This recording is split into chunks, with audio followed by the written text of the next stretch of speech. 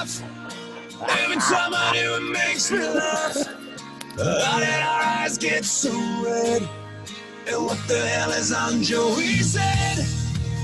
And this is where I grew up. I think the president owner fixed it up. I never knew we ever went with it. That's a terrible band. I'm sorry. But it's just so fitting. We have our guest. I like it. Joan O Photography. Mm-hmm. Because I have can't a question. Oh, You here have a we go. question? Yes. How the hell do you say your last name? Okay, ready? Just how it's spelled. Oporowski. Oporowski. Yes, Oporowski. All right. Just like it's spelled. That's why I didn't go with Joan Oporowski Photography, you know. Just went with the other O in my name. Joan Olivia. Made it much easier. Is it Joan Olivia Photography? I thought it was just Joan O Photo. No, that's just because someone else on Instagram had Joan Olivia Photography. That bitch. I know. Hunt her down. So, the reason we wanted you on was because you've had a, how do I put this? Very,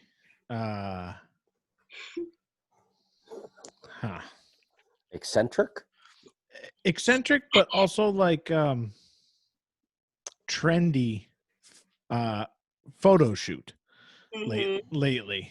Which one are you talking about? Yeah, which one? Which one? How did that come about? Yeah, let's just. All right. Well, it went about with Steven texting me saying, do you like this shirt? And basically it was this very sparkly pink top, and I didn't think anything of it because it's like Steven texting me weird stuff, like whatever, Steven. And then he was like, because I want you to do a photo shoot, like a Tiger King photo shoot. And I was like, that sounds pretty amazing. Let's go. I'm down. I said, I'll wait for you to get your $1 million worth of stuffed animals in the mail, and we'll do it. I couldn't have been more excited when he posted those photos. Oh my gosh. I hate the Tiger King, first of all. Why? I just, the popularity of it pissed me off, and the stupidity of it pissed me off. Mm-hmm. So I was off the bandwagon for probably 2 weeks, and then my wife was just, you gotta watch the Tiger King. You gotta watch the Tiger King. So, and guys at work were the same way. So I was fine, fuck it, I'll watch it. There's nothing else to do. Yeah. So I started watching it, and it's obviously entertaining, but it's fucking stupid, and it would not be as popular if everybody wasn't stuck at their house. Yes, absolutely agree. When I was watching it, after I stopped binging on The Walking Dead for like the 20th time, I literally watched it in one day because I was just in sheer shock that was actually real. Every episode I was like, there's no way it's real. There's no way this could actually even have happened. Yeah. Oklahoma, baby. Yeah, he put them on the map. So, I think Steven pulled it off exceptionally. I think it was a rather well received for the most part. I didn't see any negative comments. No. How could there be? I've known Steven my entire life, and it doesn't surprise me that he did something like that whatsoever. I saw it and I was like, this is amazing, but it's another day in the life of knowing Steven. Yeah. It wasn't shocking that he would decide to do something like that. No, not at all. No. For sure. I'm actually more surprised that he had to like actually buy stuff for it. Yeah. That he wasn't just ready for it. I know, right? You didn't already have that shirt in your closet, like 20 of the same thing. He probably had that shirt for a while, just waiting to break it out. Yeah, that's probably true. Yeah. But yeah, he was a little nervous at first. He had to like get into character. And then there was people on the beach. I was like, dig in the sand and like, swat that tiger away. And as these like 3 boys who are obviously going to go like smoke weed in the woods or something walk by us, and they just look at him and they're like, what is this dude doing? Like literally screaming about this Carol Baskin lady while throwing sand at a stuffed tiger. It was great. It was great. We were definitely the subject of somebody's tweet. That day, Oh, for sure. no doubt. It's Or I'm TikTok, I don't know. I know we got a lot of. I don't know. I'm surprised it didn't go viral. Yeah, me But too. Actually, I'm sure there's a lot of people imitating the Tiger King. Mm-hmm. It's sort of the only thing to be doing. Yeah. Yeah. I had a really funny video that I was thinking of posting. It was him in the sand screaming, "Get off me, you stupid tiger!" It was creepy. Yeah. He actually sounds a lot like he does. him. When What's his name again? Joe Joe Exotic. Exotic. Exotic. I don't know his last name. Yeah. I don't When the even- tiger's like dragging him around. Yeah. Get off of me, you piece of shit. Yeah, and he sounded just like that. Like he Yeah. sounded so much like I was like, this is nuts. You know, we practice in the mirror like 5 Oh, no Right. doubt. No doubt about it. Yeah. So what else is going on? So we have obviously our guest Joan. We also have nothing else to talk about. NFL schedule is out, but Yeah. I'm not going to go over that now. I'll let Joan drop off when we get into sports talk because I don't think Yes, Joan please. cares about sports. So, I mean, this is kind of sports related just because of the media company that did it. Did you guys see what Dave Portnoy from Barstool Sports did? Yeah, $250,000 to go watch a football game with Goodell. Nothing, Joan?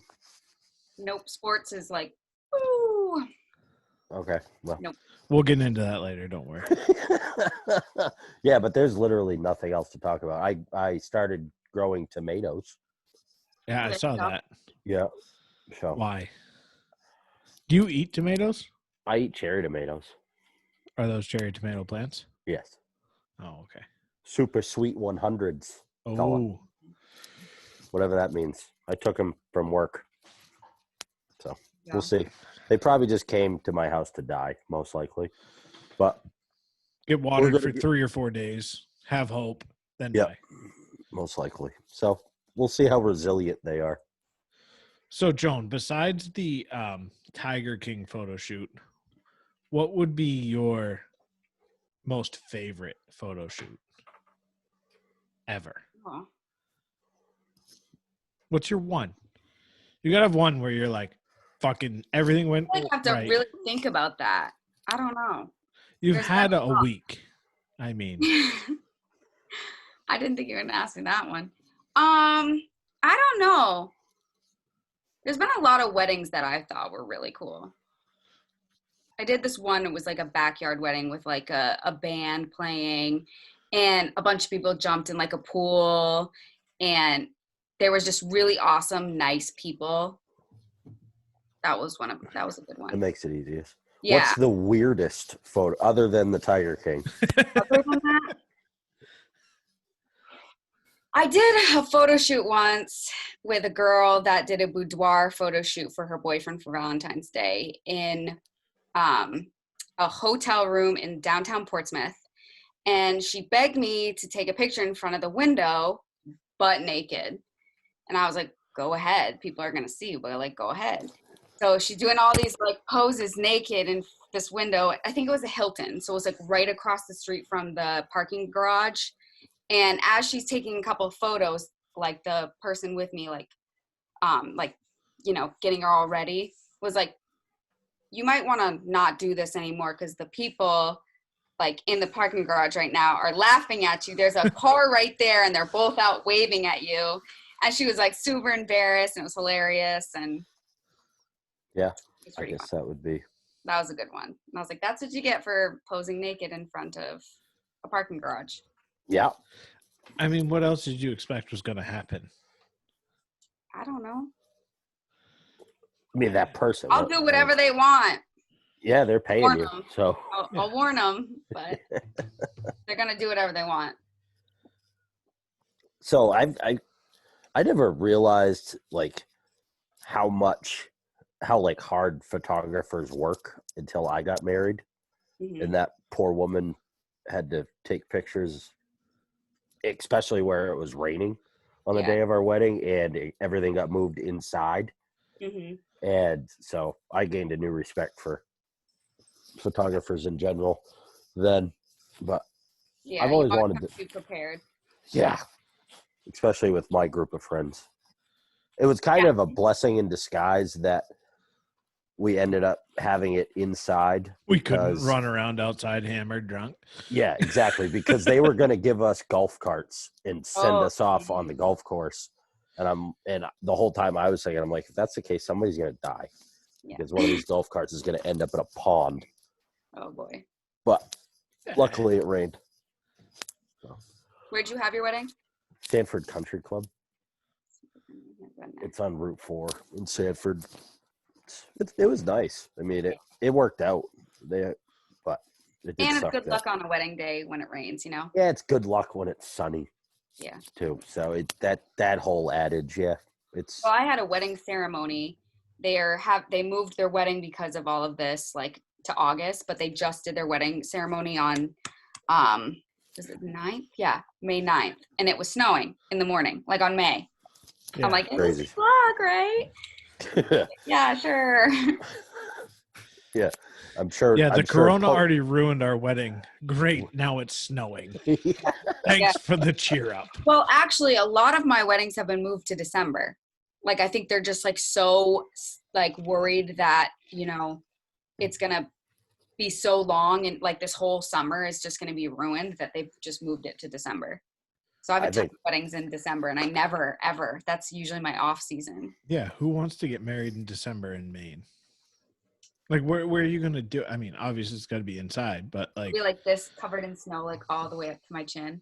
have you asked any of those people if they wondered if the corona was a sign that maybe they should not get married? Definitely not. That they would take my contract and just. Yeah. Not a good thing to talk about. Yeah, it's probably a no. Yeah, leave that one alone. I mean, it could just be, you know, someone looking out for them. Hey, I'm sure there's a lot of grooms that are thinking it. Or, you know, they're probably on, oh, shit. Got postponed. Should I do it? I'm sure there's a lot of brides thinking it too. Never I know. wouldn't be surprised. And then, you know, the worst part is December comes around and now we got flu season and the potential reoccurring The COVIDs. re-Rona. Yeah, the re-Rona. Well, that's the thing. Like all of the, you know, I work at a daycare, and like all of those, like fall viruses are gonna be like happening on top of all this. Yeah. It's like, you know, those aren't just gonna go away just because there's something bigger happening. Yeah, exactly. But we also can't be shut. It's amazing how the flu kind of went away. Yeah, right. Hmm.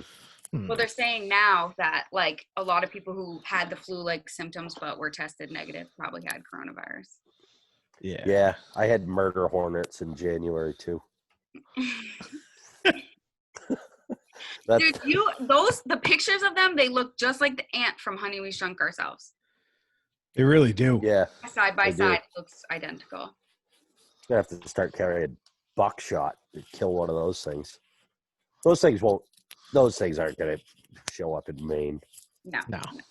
And if they do, they'll just get put on the inland fisheries and wildlife, and there'll be a tag limit or a bag limit, and you can. No, they'll be protected with this governor. Yeah. Yeah, exactly. She'll say, you know, they're protected species. You have to leave them alone, and then they'll shut the beaches down again. No. They've So already canceled 4th of July. Have you, in your photography experience, what got you interested in starting? In starting photography? Yeah. Well, I come from a very like artistic family. My sister was like an amazing artist, and my mom's a really good painter, and I can draw stick figures. So my mom just had a camera laying around, and I used to go outside and take pictures of flowers. And so she would put a picture of my flower next to my sister's like fantastic drawing, you know.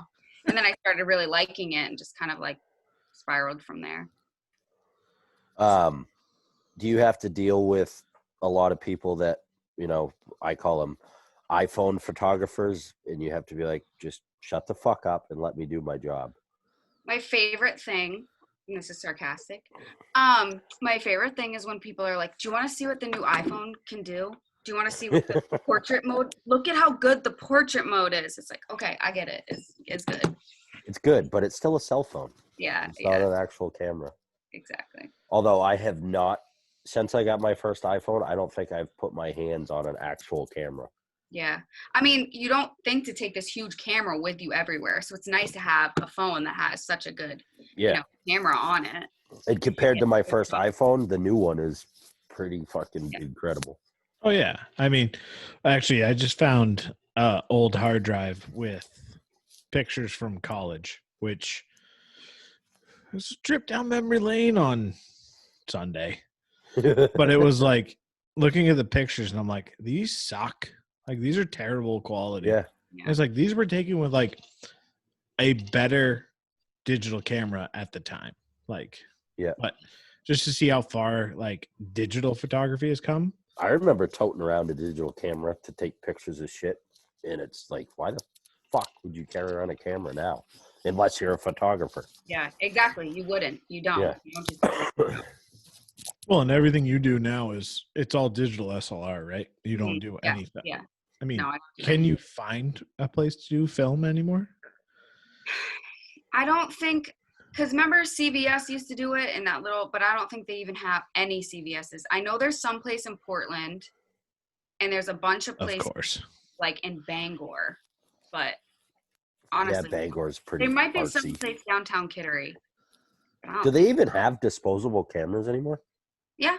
Yeah. You can buy them mostly online too, but they'd be like the fancier ones, like the hipstery looking ones. Yeah, of course. Or you could just ask, go to your high school and use your dark room if you really are that.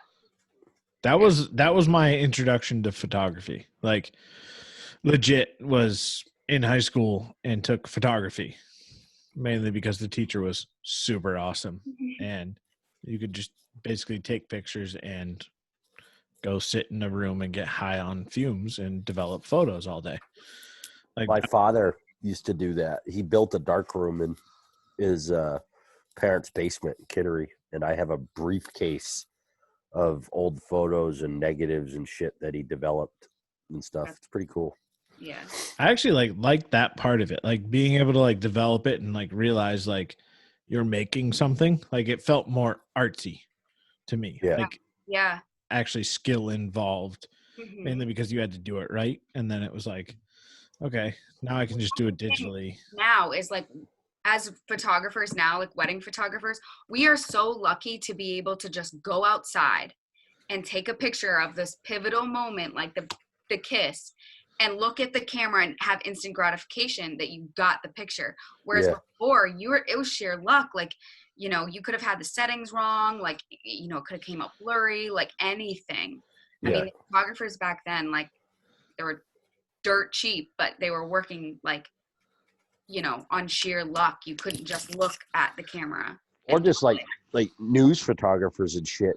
Imagine going out, taking pictures of a story, and then having to go back, develop the film to have it go into the newspaper the next day, where now it's like they take the picture, it's instant, it's online, there's your article. It's pretty much, boom, boom, done. Yeah. It's wild. I'm pretty sure a lot of us are very thankful we did not have cell phones when we were in high school. Yeah. I would have not gotten away with the shit I did. No. Not I had a enough chance. bad pictures that were developed, let alone fucking. Allowed to have cell phones in high school anymore? I think so. Yeah. I don't even think they even try and take them away. Yeah. Well, I mean, they probably, if they did, the kids would probably have to go into a safe space. Yeah, I know, and right? I had a flip phone in high school, so I didn't have one till college, I think. I had a Nextel. Yeah, I had the Nokia, the infamous Nokia, which was athletic taped together to hold the battery on because the battery clips broke, but everything else worked. And then the Razor. Oh, you're the cool kid with the razor. Fuck yeah. All my friends had the pink razor, and I had that like chocolate. They called it like the chocolate bar phone. It was like indestructible, and you had to be like A, Yeah. B, like horrible. But you could chuck it against a wall and it would be fine. The old T9 text. Yeah. Oh yeah, I remember I still had that when Garrett got his first, like right before I got my first iPhone. I still had a flip phone, and he would like rip off 7 text messages to me while I'm still working on OK Yeah. to get that back to the first one. I know. It's And then crazy. finally, I just went and got an iPhone, and I never looked back. Now, do you like the advancement in technology and photography, or does it have its drawbacks and you kind of like the old school? I think for me personally, I like knowing that I'm going home to know that I have all the shots that I want. I don't think I could possibly ever live with the anxiety of like not knowing if I just, especially with how expensive weddings are now and like how serious weddings are. Like it's like your pictures are all that you have to remember that like $50,000 you just spent, And so it's like, yes, I like that aspect, but I also miss, like you said, like the artistic side and spending like the process, you know what I mean? Like, Yeah. Making sure you don't get the light when you're taking out your film and like developing the film. And it's just, that's sad that our generation, like your kids might not know, like in school, they're probably not going to teach that really anymore. So it's probably going to be geared towards like, digital photography and, I don't even think media. I would be willing to bet they don't even teach photography anymore. I don't know. I probably I not. don't think I took Marshwood did when I photography was there. classes in college, but Yeah, I mean, we had it in high school. We had an awesome teacher, Mr. Phipps. He actually shot my wedding for us. Like, yeah, he's awesome. yeah, he's fucking one of the coolest guys ever. But that was like the class to take in high school. Anything with him was worth it. So Yeah. He teaches art. yeah, He's an art teacher. Yeah. he did art and then also did photography. So it was like perfect excuse to take his class, take some cool pictures, develop them yourself, and really do nothing the rest of the semester and call it good. Yeah. As long as you're trying and as long as you're getting a decent shot. I mean, Yeah, I art- still have like some of my negatives, and I still have actually a few somewhere in a box in my house, a few pictures that I actually developed. That's cool. I found a picture of me from high school.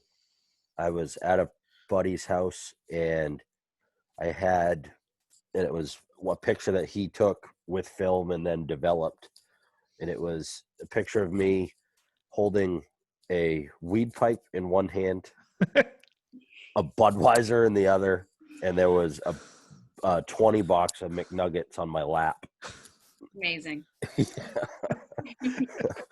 I was like, I said when I die, I want that blown up into like a 3x3 poster board and have it at the front of the memorial service. I mean, just so. I dig it. Yep.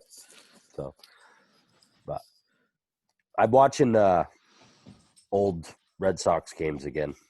oh, Jesus Christ. Pedro Martinez just had a great game against the Tampa Bay Rays. I can't care less about baseball. You're rewatching old games? Yeah, because there's no sports on, so all the sports channels are replaying. Like He's classic. Officially reached old man status. Oh my God. I'm sitting at home with a Hawaiian shirt on, watching Pedro Martinez strike out like 18 in a row. In 2004. I think I only have ever 2000. Oh, even better. Yeah. I feel like I've only seen like a hockey play, like a hockey game. I like UMaine. That's like it. College hockey's pretty good to watch. I like. You never went to football? No. Maybe once or twice. Probably don't remember it, but UMaine wasn't good at football anyway. No, they weren't. Especially in my years, they were not at all. They were. I mean, they've always been pretty good at hockey. So debatable. Yeah, I don't they've know. been to the Nationals. I can't say anything. I don't know. Field hockey was good though. I, Frisbee was. I played an ultimate frisbee game once. I was Field, what? field hockey was good, so there's a lot of good lesbians at the school. thought that was Or rugby. field hockey. Yeah, I really, think really any. I'm gonna get some shit for this, but any women's collegiate sport normally dominated by lesbians. It makes sense. I mean, you can hate me all you want, but it's sort of a fact. I mean, can see that. softball, golf, field hockey, Rugby, rugby. basketball. Yeah. Yeah, it makes sense. Yeah, it does. It's I mean, lesbians are good at sports. Let's be honest. Let's be honest. Let's be honest. little Wayne. God. Yeah. Yeah. I had something else that I was going to say, and it just went away. Just Gone. just trailed away like your hairline. Yeah. Yeah. Ooh, ouch, burn. Oh, it's just common knowledge at this point, Joan. My hair has gone away along with its color. Did you see that picture Mandy posted to me on Sunday? Mm-mm. No. With it was a picture of me and my parents. Oh yes, I did. I looked high in that picture. I don't think I was, but I looked about. I had quite 12 the in that hairline. picture. I think I was a senior in high school in that picture. Let me look. Janice looked lovely, as always. She does, as always. She's a firecracker these days. If I don't get her and my father up here pretty quick, she's going to... That trip's coming soon, right? Yeah, they'll be back. Mandy and I are going down on the 12th of June, so a month from today. And we'll be back. Her, my father, and I will be back on the 17th. And my mother will be back on the 18th or 19th. Where do your parents live? North Carolina. Oh, nice. So They're raise up. they're moving to Exeter, New Hampshire.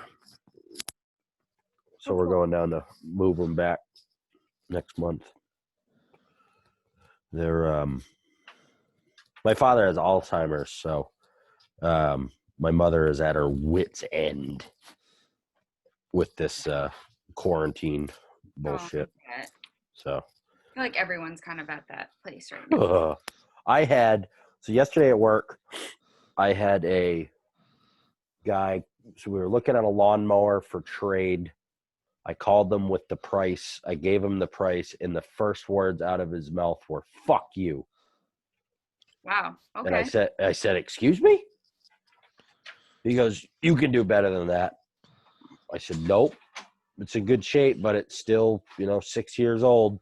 He says, "Get the fuck out of here. Fuck you." I'm like, "All right. I've had just about enough of this." So he screamed at me for a few more minutes, and then he wanted to talk to my boss. So he talked to my boss, and he screamed at him for a few more minutes. And my boss yelled back, and the guy came and got his lawnmower, and probably never see him again. And I'm all right with it. Oh, that's too bad. Yeah. Yeah, quarantine got to him, I guess. Yeah, he was old, so he's probably going to die soon anyways. Why don't you come on in and get the coronas? And then, the other thing, when he dropped off the mower, he was actually a cool guy. And he's like, "Yeah, I just got over cancer. I probably shouldn't even be out doing this because I'm high risk, but you only live once," as he was chugging down on a cigarette. So he's a real piece of shit in my book. Full send. And then I wasn't going to talk about it, but just need to get it off my chest. Send it. A guy called, and I talked to him about lawnmowers for a while, and everything in the conversation was fine. And then he asked He said, do you guys do military discounts? Which we don't. And I said, no, we don't. I'm sorry. And he goes, all right, that's fine. I'll just go somewhere else that does. And hangs up the phone. Now, mind you, I do not. Military discounts are fine. We just don't do them. And I have no problems with them whatsoever. But I just don't think he needed to end the conversation like that. He could have just been like, all right, thanks. And just, that's it. He didn't have to be a douchebag about it. Yeah. Yeah. So, No. Plus, it's not your fault that you don't do them. yeah, exactly. It's not like you're saying like, oh, I'm deciding. It's not Yeah. like I'm saying I hate the military. We just don't do military discounts. Yeah. Yeah. So, Yeah. I'm sorry. Based on your attitude, I just don't feel like doing one right now. So go fuck yourselves. I would have loved to have said that. But that would have probably put me in a whole more world of hurt. But, yeah, people have lost their damn minds. They need to get outside, get some fresh air or something, because they're assholes otherwise. That's very true. It's very true. I mean, I feel like in this whole thing, I've definitely got a deeper love for like being outside and living off of what matters. Not going to TJ Maxx all the time, and like not having to constantly be out, and just like living off of like what I have here and Yeah. Arm wrestling. the people around you. Yeah, I'm not going out arm wrestling. Thank goodness, because we know I lose, and then don't remember I lose. It's fine. Well, I mean, I think that's the biggest thing, like where I just don't like socialism. And I think anyone that has found that they enjoy the quarantine, hey, go be a socialist. But I just, having someone tell me that I cannot go outside and can't go makes someplace me want to do it even more. Yeah. And I'm not someone that's like, hey, let's go to the beach every day and go for a walk. But because I can't, I want to go to the fucking beach and go for a walk. Like, it's just in my nature. Like, I fucking hate it. And like, Mount A is closed. We've hiked Mount A like 4 times, maybe. Yeah.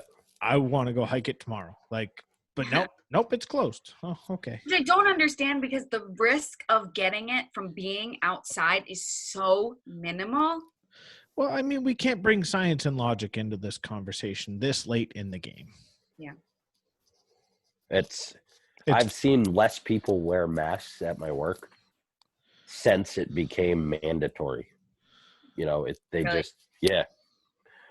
A lot of the old people, like in the olds, they don't give a shit about this virus. No. They don't care.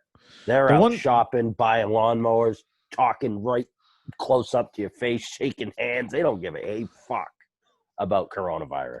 Yeah. So I'll admit, I put on my buff for the first time today about an hour ago. I had to go get another handle of whiskey. We ran out. It was bad. Not Essential. Very essential. But Cumberland Farms had a thing up that I had to wear one, so I begrudgingly put one on. I went in Hannaford last week without one. Yeah. But they're not allowed to ask you why you don't have one on. Well, right, because it's all medical. So yeah, that's kind of the position I took at Hannaford. But I really wish I had put on my own homemade mask, but I didn't. I put on a bandana in Lowe's on Saturday. Okay. Have you seen my homemade mask? No. Oh, hold on. I gotta take the headphones off. Oh, your beard. I've seen that. Wow. Oh my gosh. Hello. It's like Cousin It. It's perfect. Have you got into a store like that? No, but I really want to go do it now. Oh my gosh, I wish you would. Yeah, you should. And like put your phone, put a GoPro on or something. I should go get George's chest GoPro and just strap it on and just record everyone around me. There you go. That's perfect. It's extremely hot though. It looks it. Huh? Can you even see? Yeah, I can see perfect. No. I can see perfect. Really? Yeah. It's a little bit scary, I'm not gonna lie. Yeah, It's awesome. I love it. You don't know where. I mean, Then I it just can looks even- like your hair goes all the way I saw a around. video of this woman who took 2 ponytails and then one on top and brought it like this and just wrapped them right here. And so she had a Is mask. it better with the blue light glasses on? Yes, much better. And your nose you look like that. You basically look like the fake glasses with the nose and the mustache, except Yeah. the mustache just covers your You whole look like face. something that's gonna be in my nightmares later. That's terrifying. Perfect. I mean, I had a lady Wins. come into the shop the other day and she didn't have a mask on, but she held her hand over her face like this. oh, Yeah, that works. That works great, I heard. Yeah, yeah. yeah, And then Well, I take mean, it down for a second and touch everything. yeah. to be honest, it pretty much works as effective as a cloth mask. So, I mean, the buff I put on today is easier to breathe through than that beard I just had in front of my face. Yeah. I'm extremely overheated at this point. Like that, the buff is actually like cool to breathe through. Like, I'll wear them fishing, no problem. You want me to wear them to keep a fucking virus off me? Go fuck yourselves. But whatever, sure. I started. I don't wear one at work, but I like going into stores. I bought a green bandana, and I just have that around my face, bank robber style. I bought one off of a website. It's not here yet, but it's a pug face, like the pug mouth. Oh, Jesus Christ. Naturally, I had to, you know. But what as do a you customer, I had with being with my dog for 60 days and then just being ripped away, now being back at work. What's the dog gonna do when you put the mask on? Is it gonna think you finally turned into a pug? He's gonna probably do what he does with me every day and just run away from me. Yeah. I'm like, give me that love. And he's like, girl, you crazy. Goodbye. I love him. So where did the pug obsession derive from? My uncle had a pug when I was growing up, and then her name was Sophie, and she was so cute, and I was obsessed. And he would bring her over all the time, and that was it. The cutest, like it was a wicked little puppy at first, and I was just like, this thing is so cute. And then he would buy me little pug stuff, and then my mom started buying me pug stuff, and then all of a sudden I was like 16 years old with like a ton of pug stuff, and everyone was like, do you have one? And I was like, no. And then now I have a pug. Because I've never really understood. I grew up with working dogs, like dogs that had no offense, a purpose. Like they have a job. Like all my dogs hunt. Every dog I've ever owned has hunted. Mhm. Some better than others, and some we just let go out to pasture and fit into a bit. Deke. There's some dogs that just don't work out. But like I've never been a person and never understood someone that basically treats a dog like a cat. Not saying that all little dogs get treated like a cat, but I mean they sort of do. So my roommate actually has a cat, and Roni gets beat up by the cat. Like one day there was a claw literally in Roni's leg. Like he gets beat up by the cat. Roni is like lesser than a cat. Yeah. Right. See, every dog that I've ever owned takes shits bigger than any cat I've ever met. So, and would eat a cat. And that's where I'm like, I don't get like it's mainly the terrier people that really just irk me. Not that a pug's a terrier, but like those little yappy dogs, fucking they can all die. Like I had a customer come in today with one that was a service dog. Yeah. Or Anxiety. it had a service dog vest on. But Like a little dog? Oh yeah, like a little pocket. Yeah. They bought it on Amazon. The service dogs. They bought it on Amazon, I'm sure. They just put it on so they can bring it into places. See, I want to buy my like 80 fucking 7-pound Chessie, like a tactical vest and goggles. Be like, is she a service dog? She could kill you. Like, I don't know what you want me to say to that, but sure. Yeah, there's some. Yeah, I don't like little dogs. My wife's grandmother has a fuck is that thing? A Chihuahua? A mini long-haired Chihuahua. Yeah. It literally looks at you like it's better than you. Well, I read like an article that said that like about pit bulls and how it's like proven that Chihuahuas bite way more than a pit bull ever has. Oh, this dog's bit me before. Oh, Well, they're yeah. awful, but because their bite force isn't as, Yeah. severe, they're like, oh, they're a little dog, whatever. Yeah. Well, yeah. I mean, their bite force is equal to their size, which is kickable. So, which any dog is kickable, and I've never like it's all in the owner and it's all in the bringing up of a dog. It doesn't matter the breed. It doesn't matter it doesn't matter anything except how that dog is raised. Mm-hmm. If the dog is raised getting beat, the dog's going to be defensive and want to kill everybody. If the dog's raised in like a good household, I mean, even dogs that aren't raised in good households can be mended with enough like good shit around them. Yeah. Like, I mean, the Chessie we have, the reason we got her was because she absolutely got in a fucking brawl with another Chessie. Well, that's the way they work. Like, Chessies are very dominant dogs. They want to be the protector. So if they're not allowed to be the protector or someone else wants to protect more, they're going to fight. Like, that's just the shit that happens. And if you're not ready for that and you can't handle it because you're a fucking 80-year-old woman, shit happens. So I feel like when you get a dog, you need to do the research on what kind of breed you want. Like, yes, you think that dog is cute, but like it might not be right for the lifestyle you live. It's like everyone that, growing up, you hear the horror stories about Dalmatians because 101 Dalmatians came out when we were all kids. Yeah. Dalmatians are a fucking nightmare of a dog to take care of unless they're given a task and taken care of. Mm-hmm. Well, they're not, and then kids are allowed to fucking jump on them, and then they bite kids' faces off. Well, fucking whose fault is that? It's not the dog's. It's your fault. So, yeah, exactly. You don't do the research. Yeah, like my youngest the other day decided to stick a fork towards one of the dogs and just about killed the child before I even thought about talking to the dog. Yeah. Metal fork too, real nice. Was it the younger one? Oh yeah, of course. Parenting is awesome. I can only imagine.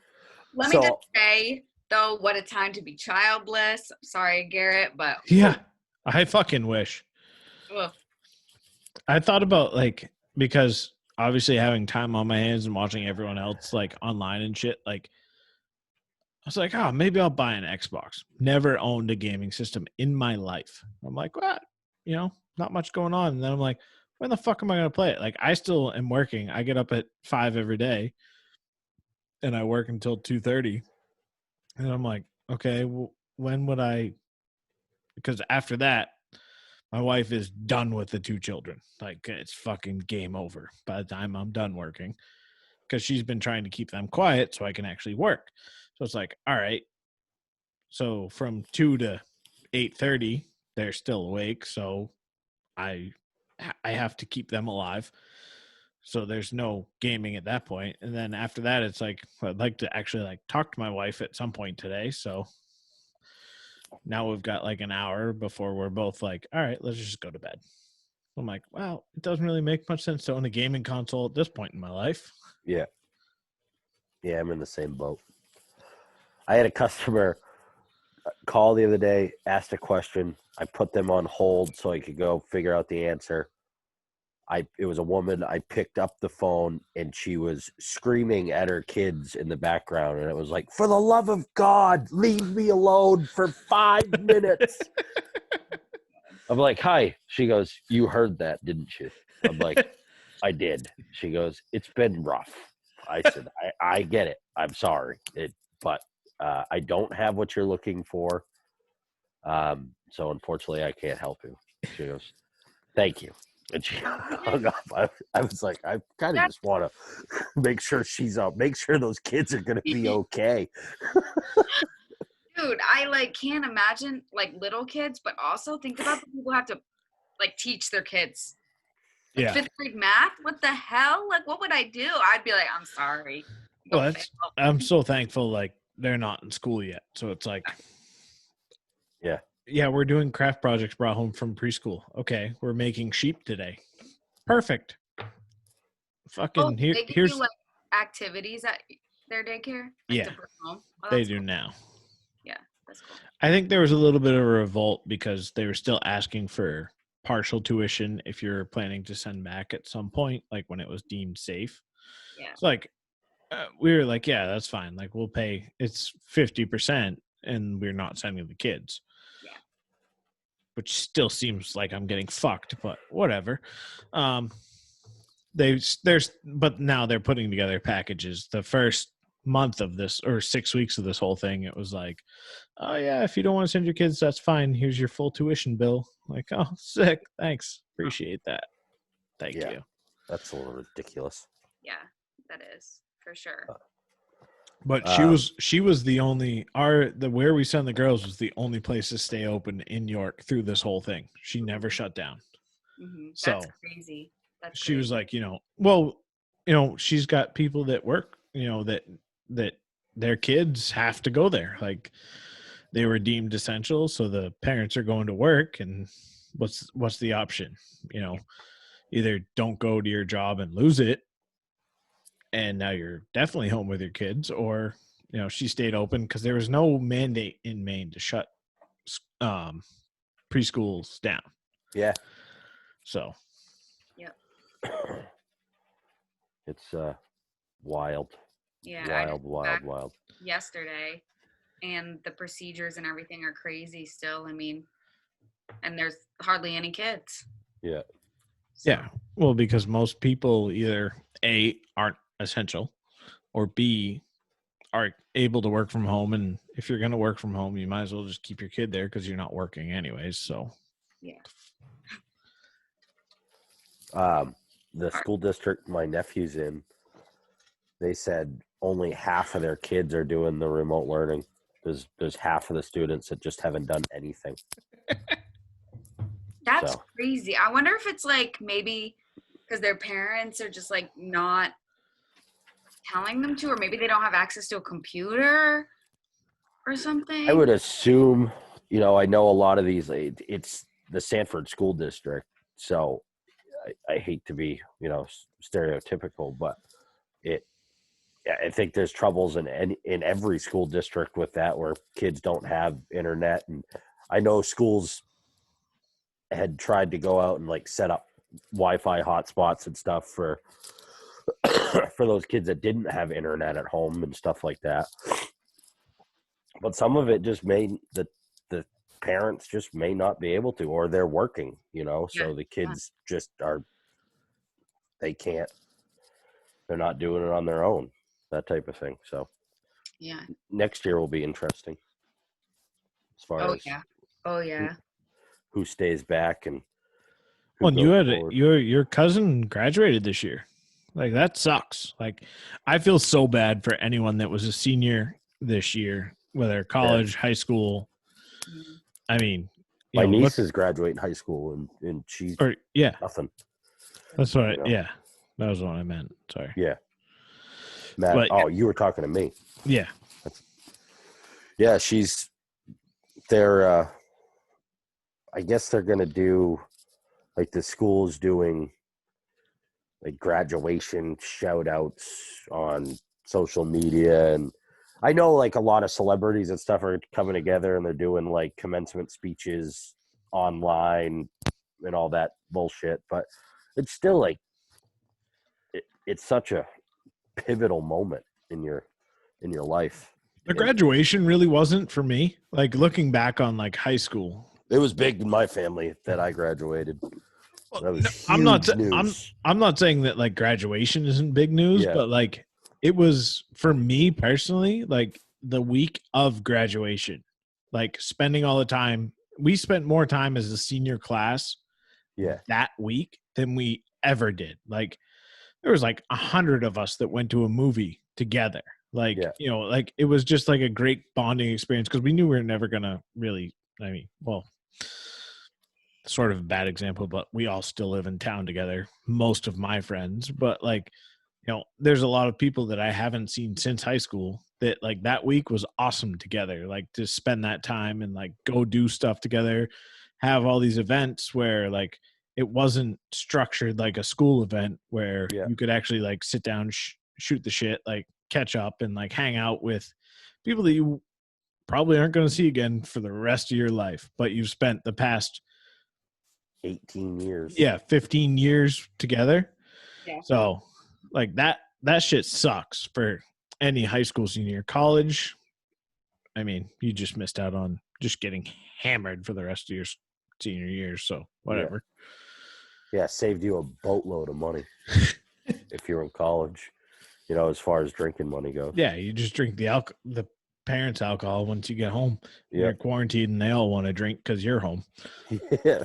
You know, thank God I don't live with my parents or anything like that. Like, I feel bad for people who are like back at home or who have never left, or just teenagers who live at home with their parents.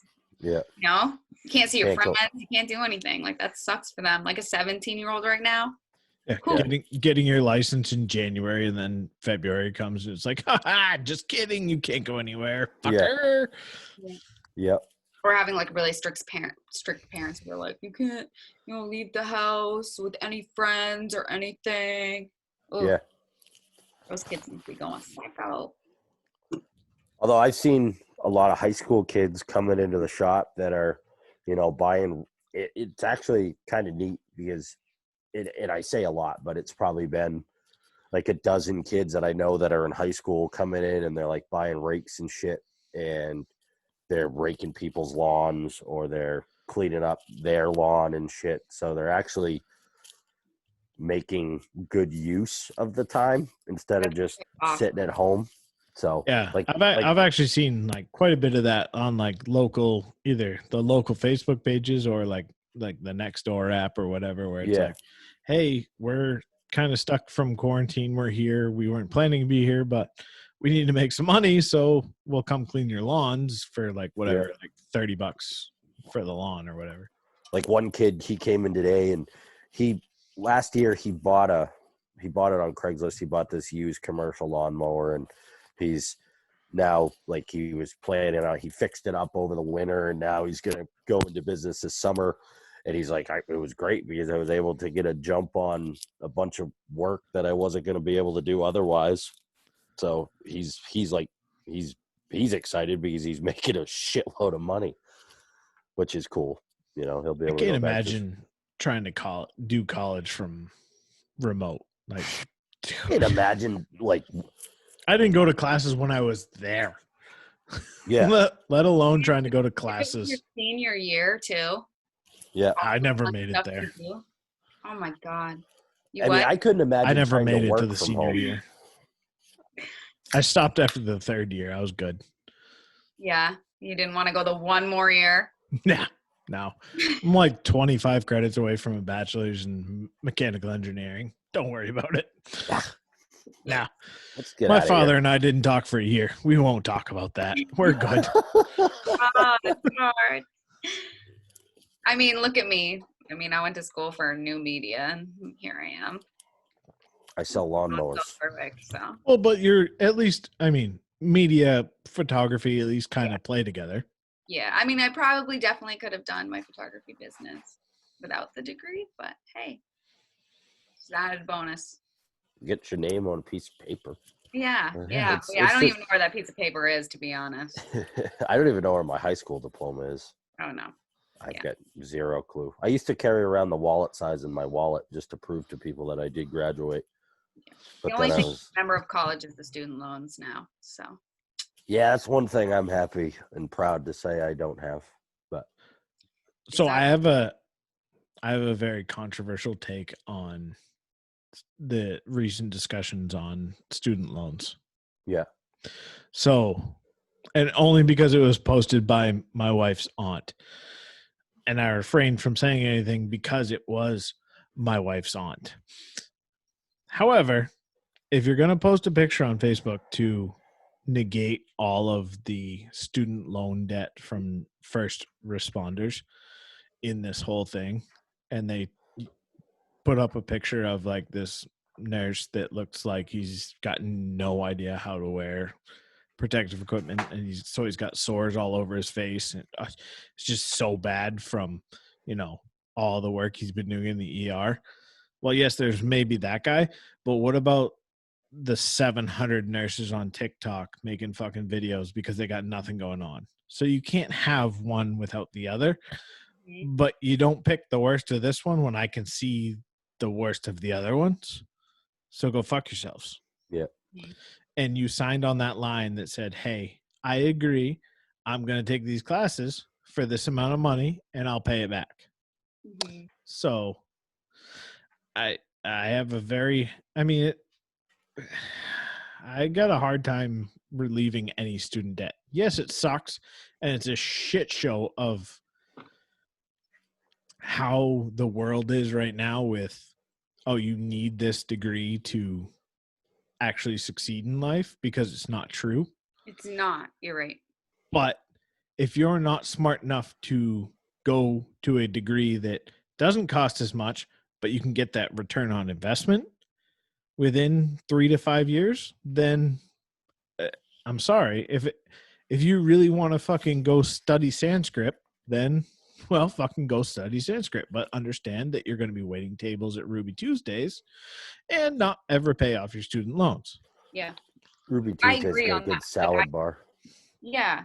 I completely agree. Like, if you say you're going to pay your loans, you got to pay your loans, like, regardless of anything else. Yeah. That's what you signed up for. That's the decision to go to college or not. You can get grants, you can get scholarships, but if you got student loan debt, sorry, you got them. Well, and it's like, okay, so you went to school and majored in fucking Latin. I took Latin, so the fucking language is dead. Utu brute. I just know how to say sum est sum est sunt, which is who, what, when, where, why. That's all I remember. Isn't that the name of Elon Musk's new kid? What you just said? 12? Yeah. Whatever the fuck it is. AE12, get the fuck down here. Dude, that's just... I'm a big Elon Musk fan for telling California to go fuck themselves and just opening. Yeah, right. And saying that I'm going to be on the assembly line. Yeah. I have a friend that works for Tesla, and he said that Elon is actually very present in sort of day-to-day operations in their headquarters. When he comes back from outer space? There's that. Or his home planet? Well, which Elon are we talking to? Is there only one? Nobody's ever, I don't know. So, it's weird. Uh-oh. Who's that? Hi. You say hi? Hi. Hi, Olivia. What's up? Oh boy. You want to tell the viewers what you did today? I was singing on a bar and then I smashed my head on the back of my head. Like an L cut. Yeah. Smashed her head off the concrete floor in the garage. We used we used liquid bandage to put it back together. Yes. There you go. Actually, legit liquid bandage. The wife actually bought some. That's the best bandage. Is it really? We didn't just use super glue. It actually works really well. That's how this finger is held together. Yeah, super glue works wonders, but this was actually legitimate, actual liquid bandage. I've never even seen or used liquid bandage. It was a glue bandage. It was glue bandage. Yep. That's so cool. It's awesome stuff. I used super glue on my father when he stabbed himself at her second birthday. Or third super glue birthday. will work in a pinch, but liquid bandage does work much better. Definitely. Yeah, right here. Split wide open. Nice. Yeah. Poor thing. Middle of working, had AirPods in, working away. Then I hear a scream from downstairs, followed by a yell from my lovely wife. Get down here, I need help. It's like, oh fuck. Like run down. I did. Is that you or you crying? I did, but I didn't know why.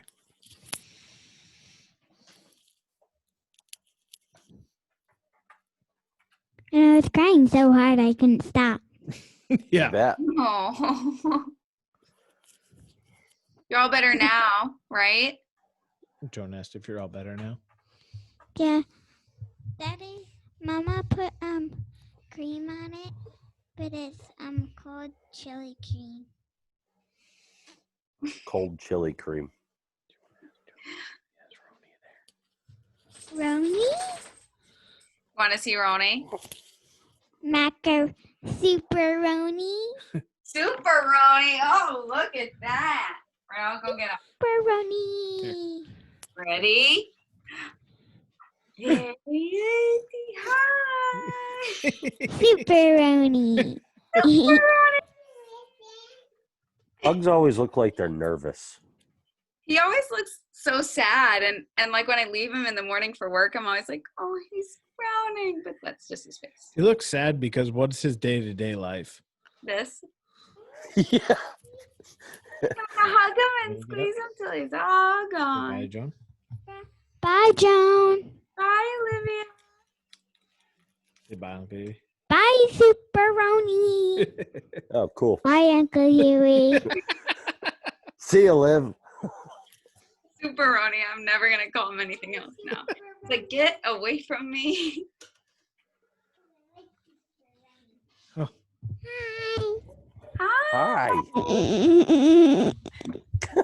Roni, relax. What do you see? Do you see Ronnie? Yeah. Roni. He says hi. Hi, Ronnie. Hi, Ronnie. He says, how are you? I can't see you. He's right there. Poor dog. I know. He's used to it. Oh, Talk right there. he's like, Yeah, tongue. Yeah. Okay.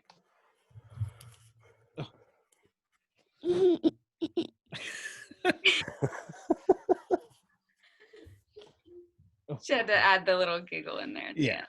Obviously. The evil laugh. The lady says hello. Hi. They say hello.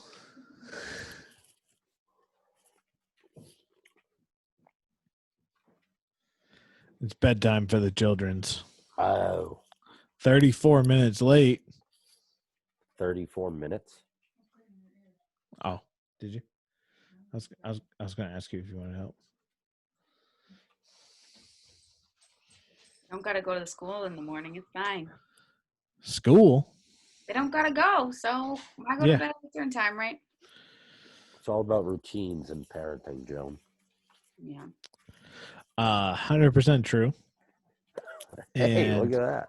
That was right. the minute that your child just refuses naps is pretty much the worst day ever. Naps. And when they still need them. Like, it's not like I'm mad that my child wants to stay up and hang out. Like, that's fine. But when I can put you in my truck and you get in a car seat and before I even get out of the driveway, you're asleep, you need a fucking nap still, you little bastards. So, but there's no hope of a nap in the house anymore. So, In the truck they go. yeah, about once to twice a week at this point. That's too bad. It used How to be old are you now? it used to be daily. 4.5? She's 4.5? Who? Liv? Yeah. 5. 5.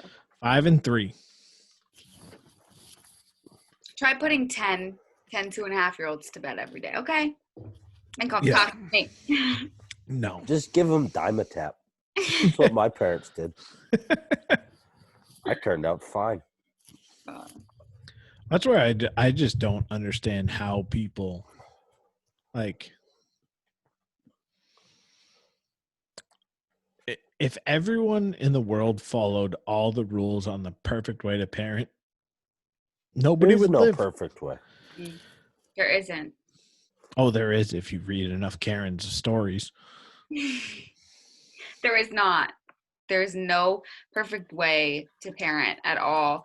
Plus, you could have a kid. I mean, you know this, Gary. You could have a kid with the same person, and they're two totally different people. Yeah, have you seen my two kids? Yeah, they're two totally different people. Yeah. Look at me and my sister. Complete opposite. Same parent. One's the softest little thing ever, and the other one just wants to watch the world burn and laugh. Being the second child, I'm the second child. Oh. It all makes sense. Fuck. Why did we go for number 2? Because Mother Nature did that to you. They gave you the first one. They were so, perfect and great. And you're like, let's just have another perfect great. And then they give Well, so like, here's an interesting question, because it's something that I don't know how to explain it like to a 5-year-old, but it's like how to stick up for yourself. Like that's such a internal conflict where like whether it's a boy or girl, like it doesn't really matter when it's like standing up for yourself and like asserting yourself, but like trying to teach that is very hard without basically just telling your kid it's okay to punch someone in the face. Like what you want to tell them. I mean, I know nothing about raising children. 100%. Where it's like, oh, this person was mean to me at daycare today. What did you do? Well, nothing. I cried. Well, don't cry. Just punch him in the face. Bring him out where nobody can see you. And Yeah. then you punch him in the face. And then you don't tell an adult because snitches get stitches. You got to instill that very young. Oh, yeah. I would never say like, yeah, go tell a teacher, because you're right. But you work at a daycare. You probably got little snotheads running up to you all the time going, Dad, Billy just stole my potato chip. At what point? My age group doesn't talk really a lot. All right. Well, you're one of the lucky ones. I'm sure. I know my nephew, my wife's, my brother-in-law's son, he will rat on me in a second if I do something wrong. Yeah. Yeah. It's that I told him snitches get stitches, and then I got in trouble. That age, Ridiculous. all the kids are like, oh, well, an adult will know what to do. Sometimes they just say, why don't you tell him to say, no, thank you, I don't like when you do that. I freaked him out at one point because he showed me, like, he had a loose tooth or something, and he's like, yep, it'll fall out, and then I'll get an adult tooth. And I'm like, yeah, wait till the same thing happens to your ears. Oh my god. And what did he do? He kind of looked at me funny and said, that's not gonna happen. I'm like, you wait. There's a book about that. It's he loses like a bunch, like his arm, and then another one grows back. It's about teeth. I forget what it's called. Maybe it's not a David book, but it's something. And his ears fall off, and his nose falls off, and another one grows back, and his eyes fall off. Dude, I gotta look it up. I'll figure it out. Wow. Kids are. I'm looking forward to having kids, but I'm also scared to death because, I'm an old man already. So I don't know how I'm going to keep up with a child. You'd be surprised. I took my first jump off of a bike ramp for the first time in close to a solid 20 years. Yes, sir. I can't even ride a bike anymore, let alone think about taking one off a jump. It's just like riding a bike, pal. Just hop on. Yeah. You're talking to a guy that's already had 7 hip surgeries and needs a hip replacement at 32 years old.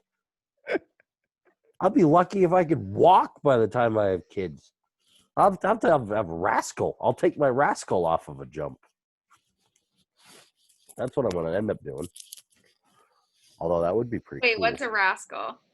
Those old things, those things that the old people ride around in at the Like mall. the scooters you see at Walmart, but Yeah, the okay. home versions. Yeah, it's like Like your the own name of that. personal. A rascal? Yeah, That's cool. you can get one for like a small payment of $49.99 for 72 years. Yeah, I'm good for now. Yeah, I don't need one. Wait a couple years.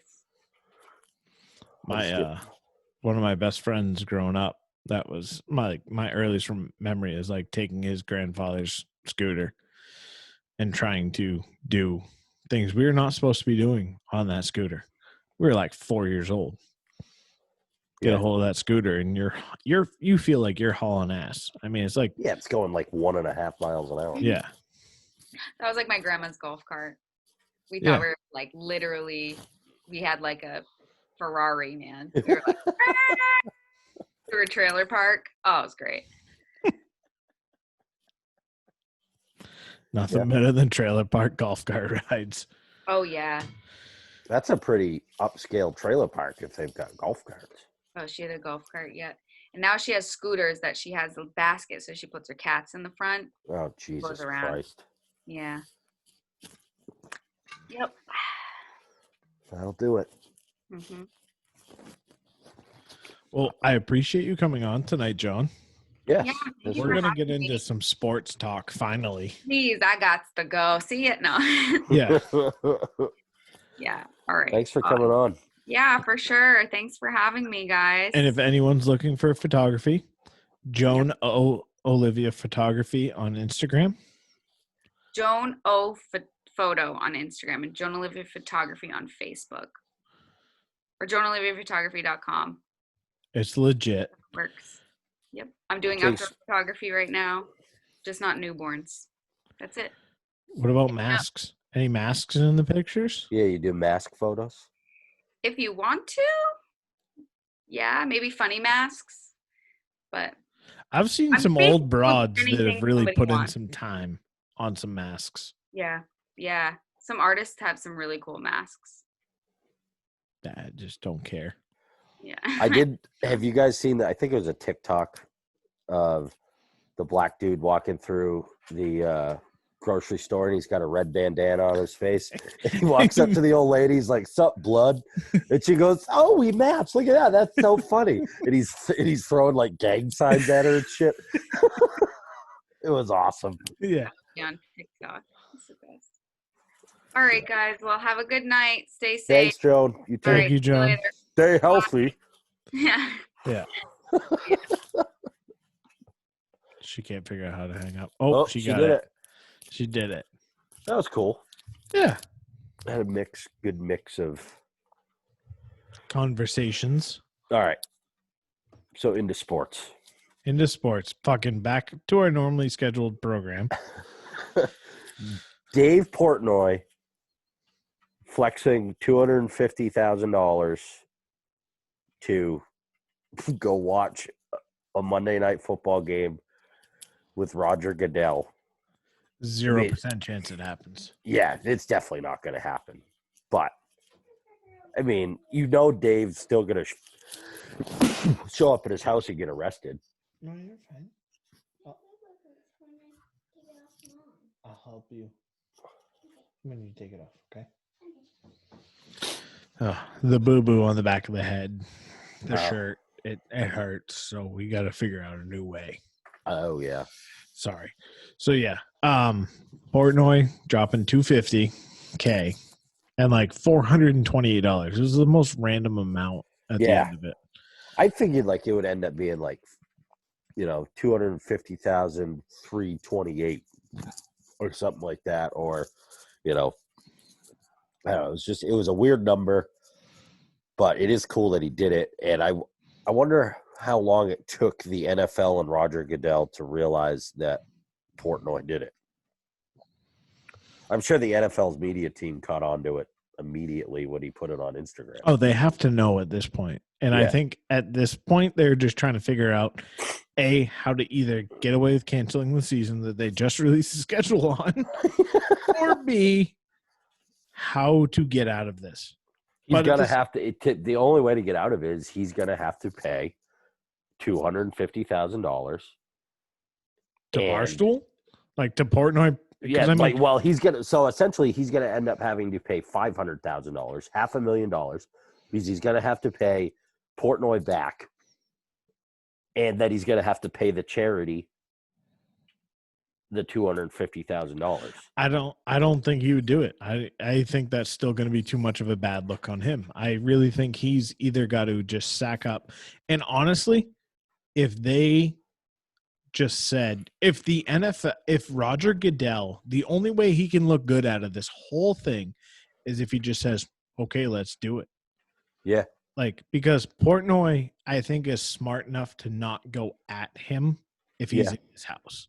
Like, if Goodell really just says, yeah, let's do it. Like, man, that's cool. You dropped fucking $250,000, like, to whatever charity, and now you've got to come sit with me. Like, let's do it. Obviously, the NFL is going to curtail anything that gets put out from it. And there's no way he will be allowed to, like, live stream it. Yeah. And so I really see, as bad as this sounds, I see Portnoy backing out. You think so? I don't think they're going to allow him to be like, do whatever because you want. If he's going to be into it, he's going to want to have to stream it on his platforms and shit like that, and the NFL's not going to allow that. Right, or at least allow unedited video to be able to get out to be able to be licensed by Barstool. I mean, the NFL won't let them license anything, right? So yeah, if you think that Barstool stands to profit off of the actual night, there's no way. Yeah. And there's no way they're going to let him. And I mean, so it might be somewhat of a story where, like, oh, they don't let him in because he's wearing a Goodell clown shirt, or he's wearing a Brady 5 shirt, or whatever. Yeah. Like, I don't see, I see the NFL just saying, like, look, here were the rules. This is what was in the fine print. You've got to follow all of it. And I see Portnoy being like, well, I'm not going to do that. Yeah. Now, whether it gets spun somewhere else, I don't know, but. Sorry, text message. I'm tweeting a lot of people right now. I was big on Twitter today. Were you? Yeah. I got real pissed off. So, you know that Mini Cooper I own? Yeah. I literally just put on the road, like, I don't know, a couple months ago. Yeah. Yeah, it's fucked again. Huh. Got to replace the same thing I just replaced, the alternator. Really? Yeah. Voltage regulator's gone. It was dead as a doornail. Hadn't driven it since this whole quarantine thing started. So 60 days, roughly, at least. Yeah. So I went and put my battery charger on it, got it started today. I was like, oh, that's cool. Everything started up fine. And I was like, well, something seems kind of weird. Like, when it first started, the back door wouldn't open, which is an electronic lock. And I was like, oh, that's fucked up.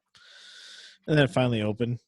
And then I'm like, okay, what's going on here?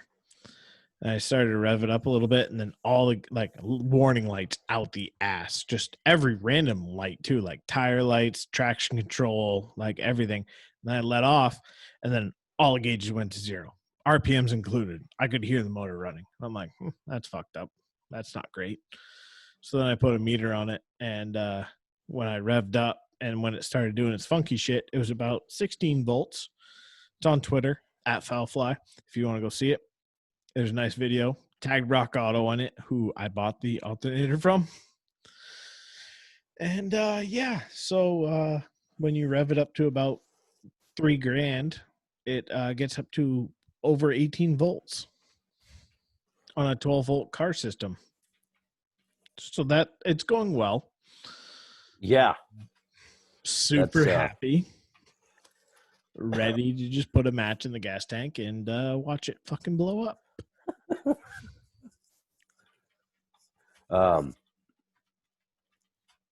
Sorry, I gotta answer this text. Yeah, that's Rock Auto's like that big aftermarket. No, they're OEM. OEM. Most of all their stuff is OEM. Yeah, it's like the cheapest website I've ever seen built. Like, it's fucking terrible to use. It's not terrible to use, but it actually does ensure like you are grabbing your correct model, your correct part. Like, it's very good in that fact. Quality might not be there. Yeah. Clearly. I let a car sit for 60 days, but it shouldn't fuck up a voltage regulator on an alternator. Like, it's a pretty standard part. Like, Yeah. that should happen. I don't know. Whatever. So, yeah, I get to rip the whole front end off a Mini Cooper again, jack it up, and rip an alternator out of it. And replace a voltage regulator? No, have to buy the whole new alternator, except because it is under warranty, but they won't warranty it unless I either A, buy a new one, they send that to me, and then I send them the one that's fucked up back, and then I get refunded, or I send them mine, and as soon as they get tracking, they will send they'll send the new one. Yeah. I'm half tempted because I still have it because I'm weird and I just keep all my scrap shit that I rip off of vehicles. I have the seized and broken one that I ripped out in the first place. Yeah. I'm sort of tempted to put it in the box with it. Just let them figure it out. Send 2 alternators together. Here, you can have this piece of shit that's fucking seized. Yeah. But yeah, so that was my afternoon after working all day. Yeah, it sucks.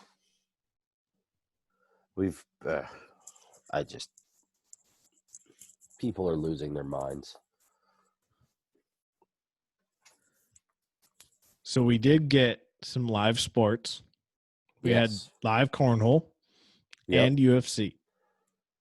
UFC had weigh-ins today. There's another match tomorrow, which is just amazing. I don't know. It was weird seeing like cornhole without fans, and like our guy Jay Corley, he did decent. He did pretty well. He didn't do what he wanted, but a lot of traction on the social medias for the Crocs. Yeah. Yeah. He's got to get something for a mask. He's got to get a custom mask or something. Yeah, the plain basic bitch. Yeah. You can't come in with Crocs in that mask. I'm sorry. I wonder how much at Mainely Stoopid across a mask would cost us in sponsorship. I don't know, but if we just put our logo on one and sent it to him, be like, yo, just wear this, bro. That's not a terrible idea. That would probably gain some pretty good traction. If you want to talk for a little bit, or I can pause the recording right now. I have to go pee. Yeah, pause the recording. I'm not going to be able to talk. We're going to pause it, and we'll be right back with you. Go. All right, so now we're back. I'm going to have to find this later and post-edit, so that ought to be fun. Yeah, so we did have live sports come back, which, yes, it's cornhole. Yes, it's great to see sports. Yes, it's great to have something to bet on. I know Korean baseball came back, but let's be honest. We're all just trying to act like we're excited because that might mean something in this country that we cared about comes back. Yeah. I mean, I think UFC coming back is huge. Dana White doing what Dana White does, putting on a show. It's awesome. Yeah. Cornhole coming back. I think it's great for them. I mean, yeah, they're definitely getting some viewership because there's nothing else on. Seriously. So it's either watch Sports Center where they talk about whatever stories are being dragged up over whoever is breaking rules in the NCAA, whatever, or watching The Last Dance. It's really, I've gotten back into watching The Simpsons. I love it. I haven't watched The Simpsons in a very long time. I've been watching, like, I'm saving up for a new pistol, so I've been watching like pistol reviews online on YouTube on our TV. So So My what are we wife- looking? What are we looking for in the new pistol? I'm going subcompact, and I'm going with the SIG P365 Okay. double stack 9mm. Holds. It comes with a 10 round mag and a 12 round mag. Night sights. I shot one when I was in North Carolina, Yep. and I really liked it. And now it's just a matter of a couple more weeks. I should be able to buy one. Should have enough cash saved up. So my only question is, why do you want the double stack if you're going concealed carry with a subcompact? I just like having the ability to carry more rounds. Then why go subcompact? Because I want a smaller gun. Because, Well, then why don't you go for a smaller gun? Truly. well, I am. Because it's a smaller frame than what I have, where mine is a compact. So Yeah, but I mean, if I'll do you the favor. I don't know. Have you shot my Beretta? yes, I like your Beretta. So if I was going to be, I carry 2 guns. It's the only 2 guns I will carry. I have others, but I just don't carry them. I technically carry 3 because we're coming up on summer. So it's almost time to find my Kel-Tec. I have fucking no idea where it is. It's in the safe, I think. Yeah, it is. I saw it the other day when I put my shotgun away. But so I carry my Beretta Nano 9mm. It's a single stack 9mm. Mhm. It is one of the thinnest guns on the market for concealed carry. That's the reason I bought it. I also carry a Kimber Master Carry Ultra, which is, I just flat out fucking love the gun. That's a nice gun. I absolutely love that gun. I mean, there's nothing better to me shooting that gun. SIG does make a full frame 1911 subcompact, very close to the exact same as that Kimber. Yeah. Just so happens SIG pissed me off that day, so I didn't buy it. But I digress. I just think you have that compact, which is concealable. I mean, yeah. Clearly. So if you're looking for something that's going to be subcompact, to me, that just means I want something that I can wear with a t-shirt on instead of having to wear a flannel or a jacket over it. Right. So I can wear this with a t-shirt over it and you can't really tell. Right. Other than just a little part of this, and this is safe, by the way. Yeah, this slide's open. Thanks. With a little bit of this part of the handle of the grip showing, just imprints a little bit in my t-shirt. What I like about that SIG P365 is so that it's a double stack and then it necks down into a single at the top. Yeah. And where you bury your hand. It's not a double barrel 9mm. No, it's not. Where you bury your hand into the grip, it's narrow and it feels really good. And then the other side of it is I'm a SIG fanboy, so that's why I really want to go with that gun.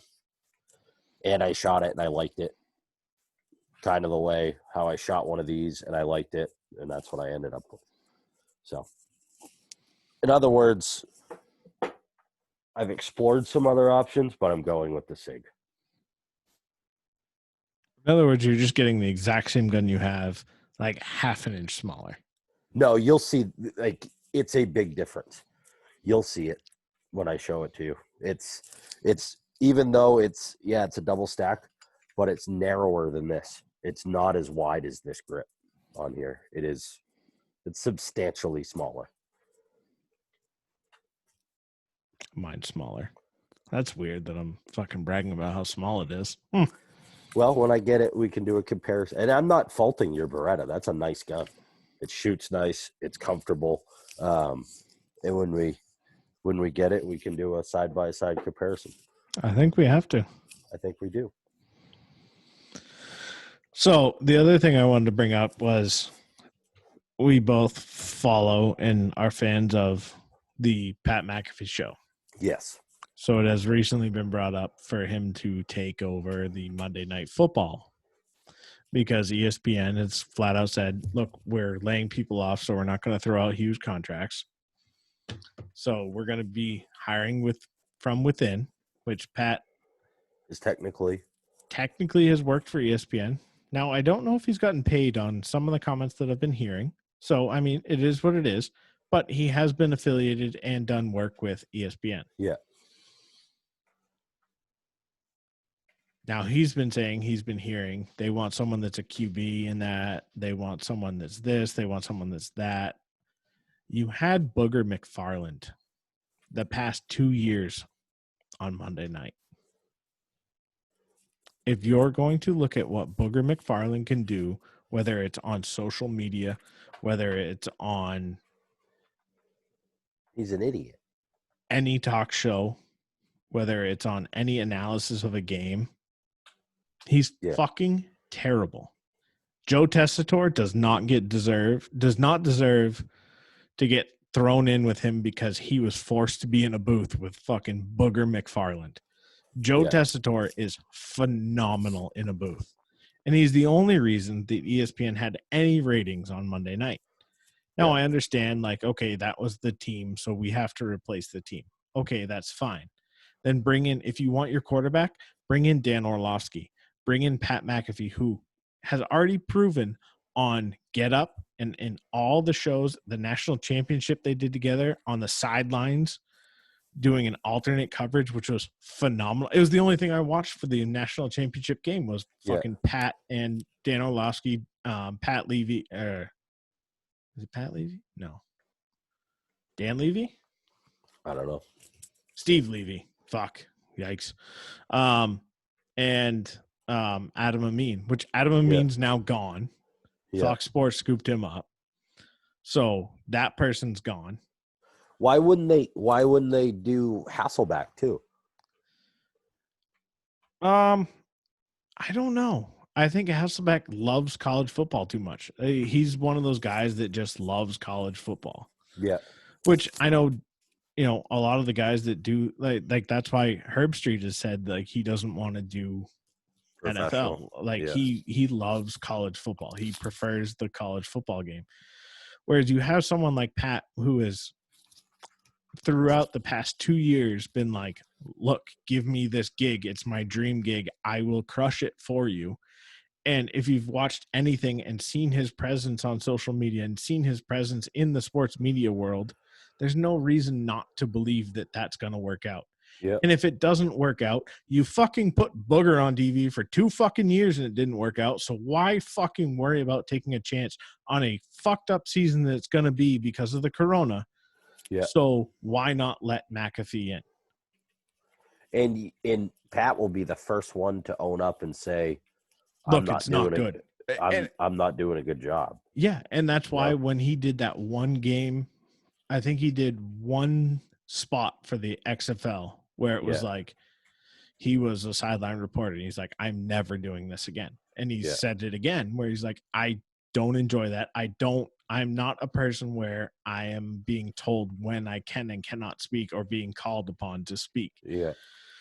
Which is fine. Like, you have to understand your strengths and weaknesses. Like, that's why some people are good sideline reporters and there's some people that are not. Like, that's the game. Yeah.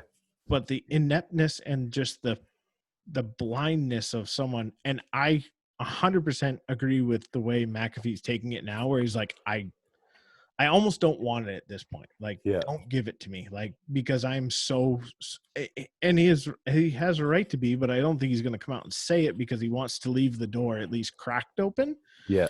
But, he's been slighted in this whole fact where it's like, you have someone that clearly could do the role. He's done a Thursday night game for ESPN. It was the Lions and the Packers. Like, He was the only reason that anyone watched that game because it was Yeah. a fucking week 17 blowout and Aaron Rodgers gets hurt on the second play of the game. Yeah. So he's been on all of your programs. Your viewership on all the programs that he has ever been on has gone up. And you're going to sit here and say, no, we don't want him to help us out with Monday night after our Monday night crew was fucking atrocious for 2 years. Yeah. I mean, sure. Sounds great. I mean, I like his idea and I love where he's coming from because it hits close to home to me where it's just like it's a place of spite where it's like, Yeah. okay, you don't want me for Monday night, I'll do Monday night watch alongs. Watch me. Like Yeah. it's really just not necessarily like a dick measuring contest, but it's like, all right, you don't want me, I'm gonna do it on my own and go fuck yourselves. Like I would definitely become a fan of Monday Night Football if Pat was 100%. I mean, well, and ESPN already has it laid out. Like you have Monday night. There's nothing else on. Whether you're competing with The Bachelor or whatever fucking bullshit ABC wants to put out, ESPN, Monday night, there is one game on. Yeah. What do you have to go against? What do you have to really challenge you on ratings other than your show sucks? So put someone that puts asses in the seats and makes people laugh. And put someone that's knowledgeable. So go with Orlovsky and McAfee. They have a chemistry. Yep. They're great together, except when Orlovsky has a terrible internet connection anytime he calls into Pat's show, but can call into ESPN perfectly fine. Yeah. But I mean, we're not here to bash Orlovsky. I think he's I appreciate his mind for the game. Like I think Dan and Pat would do phenomenal together. Yeah. But I also get where Pat's at in this whole thing where it's like, I understand. And it's really cool to see how self-aware he is, where he's like, look, there's other dudes in this game that deserve this before I do. Not saying they're going to be better, but they've put in the work. They've put in the time. They've done their due diligence. So give them a shot before you give it to me. Yeah.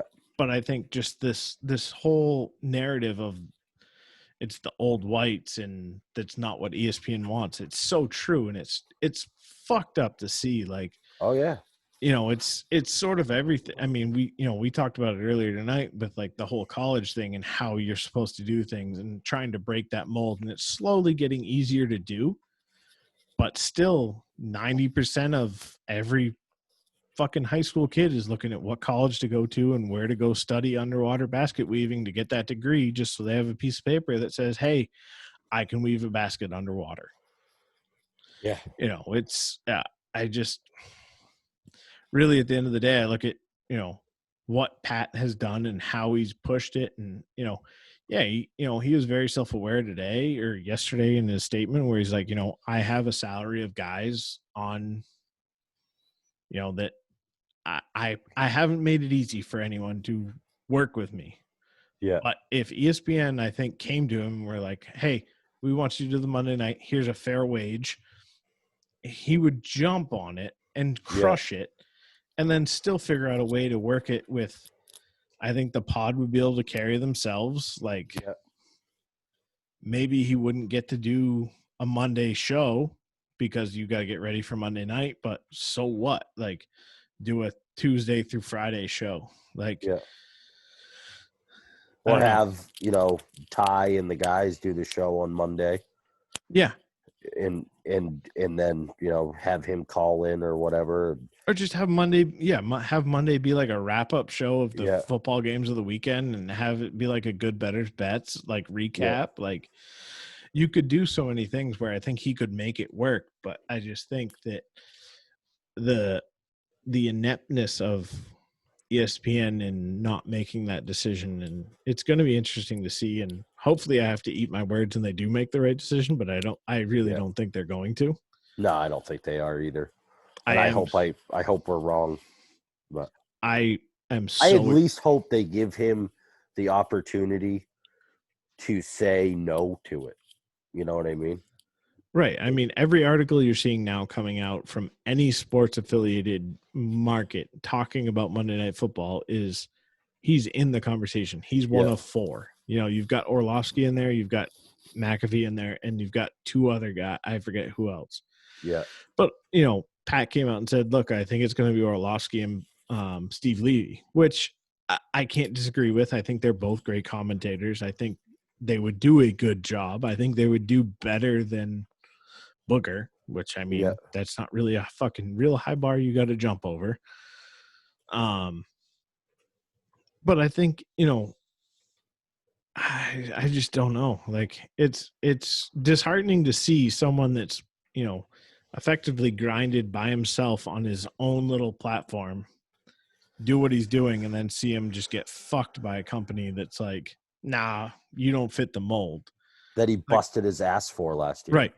Well, I didn't fit the mold because I am who I am and that's why I am where I am. Like if you don't get that, then you don't get it. And that's why he's been like, you know, I got to wait for the next round of executives or the round after that, where it's like, you know, 5-10 years down the road, maybe they look at me. But until then, there's no chance, which, I mean, he keeps hinting on, he said yesterday, in 3 days, the Brinks truck's backing up. So I have a feeling there's a big announcement coming the end of this week, which I hope it is. I hope it's huge. I hope it's huge for him. I hope it's huge for him and AJ Hawk. I've been working here. I've got, well, where my camera is right now is on top of my two work screens. Yeah. And then I pushed everything out of the way. So like my laptop can, my MacBook can sit in front of like my keyboard and mouse and shit. Yeah. But normally like I have my MacBook set over to the side, and at 1:00 every day, I am watching McAfee and Hawk live. Like it's an awesome show. I don't know how much of it you've gotten to see, but I've watched some clips on YouTube and shit. And I think I like AJ Hawk a lot. And I know people bitch about him on the Facebook groups and shit that they have, but I think he does a good job. And I think him and Pat have a weird but good relationship, and that plays off of each other well. Yeah, I think like they definitely come from obviously two sides of the ball, like, and that's good for everything. Where like, and AJ brings some stuff, and Pat both bring such a good chemistry to that show, where it's like awkwardness, like because AJ is definitely more introverted and like quiet, where Pat is not. Yeah. And so you end up with like, you know, this kind of cool I don't know, it's a really interesting dynamic. Yeah. And then to top along with like all the guys in the room being involved in the show more so than like his daily radio show, which I just feel like him not being able to swear feels like he's got to limit like how his reactions go to different things. And I don't think terrestrial radio is right for someone like Pat. And I think that's going to be the change. Hopefully we see at the end of the week. Yeah, maybe it is. That'd be cool. And, you know, I like watching the clips of the AJ Hawk and Pat McAfee. And one person that has grown on me a lot since he's come back is Connor. On that. I think like those clips, the impressions that he does on the phone calls or whatever. I was going to say that's the only thing I look forward to from his 10:00 show is when he introduces Connor. Yeah. And what he's going to come out in and what kind of asshole he's going to make of himself. Or like he takes off one pair of sunglasses and he's got the second pair on underneath it. It's just, he's hilarious. So, I think they're kind of finding their groove, and that's where I'm like, I really hope they get something big for PMI. Like, as a company. As much as I would love to see McAfee for Monday Night Football, it's also kind of like I would rather see you go at this in spite and release your own Monday night show that's a watch along and say fuck you and bury them. Yeah. No, that'd be awesome, because I bet Yeah, I bet he would get a massive following for that if that's what he did. So we'll see. We will see. I wonder what the announcement will be. I haven't been listening to his podcast, Pat McAfee Show, just because I don't know. I like the interviews and shit, but I get it's just a recap of the radio show, but I've been listening to the pod. I still follow him on his platforms and shit and just follow along that way. But I do like the fact that he's on the pod more. Yeah. Now that football season's over. But yeah, and I think that's going to be one of the good ways that the pod is used, where it's like, it's his outlet. it's his free steam. It's his free time. I mean, so is the Hawk and McAfee and Hawk. Like, he lets loose on that show. Yeah. And it's entertaining, it's informative. They've had some very good interviews. Yeah. But I mean, it seems like everything. Well, the article came out that he and DAZN parted ways, before the contract was up. So that means to me something big's coming. Like, he's not going to keep doing his show if he doesn't have anything coming or anything lined up. And he's already said he's got something lined up. So it's like, okay, like the contract with Westwood One though for the radio show he didn't part ways on that, right? No. So that's why the radio show's still on and still on CBS and everything. Yeah. But the DAZN side of it is gone. Yeah. Which I'm glad I never subscribed to that.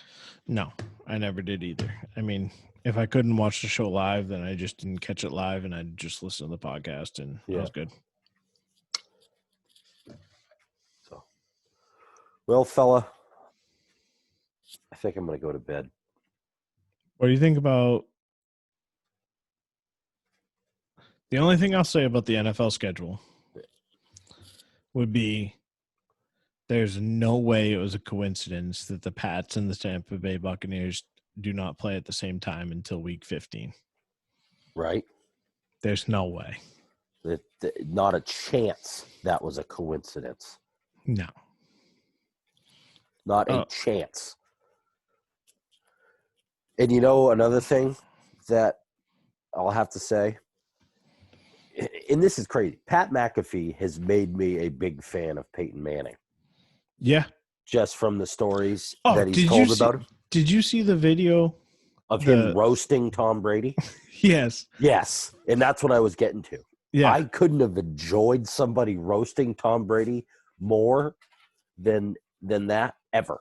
It was fantastic. And, it's just, it was awesome how he, we talked to Tom's parole officer. We talked to the sheriff, and they're going to let him out of Tampa to go to Palm Beach to play. And I told my mother about it tonight. I was like, that was just, and she hates Peyton Manning, hates him with a passion. And I did too. I hated him when he played for the Colts, and the thing I hated him in the heyday of his, or not the heyday, but like the back half of his career was when he went to Denver and everyone was giving him so much credit for that Super Bowl when he couldn't fucking throw a ball 20 yards. Like, he won that Super Bowl because of Von Miller. Exactly. And I don't think Denver's defense, Von Miller got paid after it, like no doubt. And that's why the Denver Broncos suck. And it is what it is. But I also think that, the amount of ball washing that was done on Peyton Manning for going to the Broncos and winning a Super Bowl, I couldn't handle it. Like, it seems kind of counterintuitive, because if Brady goes and wins a Super Bowl with Tampa Bay, I'll be fucking ecstatic. Like, I'll be so happy for him. Like, I will. Dude, if he wins 1, if he wins 10, I don't care. Because I'll probably be happy for him too, but because you know what? It's not going to be 120 yards passing. It's going to be 300. Like, Yeah. that's just, I don't see Brady winning a Super Bowl by handing a ball off. Like, that's just not how it's done. Never. So, and that's what I don't know. Tampa Bay's got a good defense, but I don't think they're going to win them a fucking Super Bowl. I don't think so.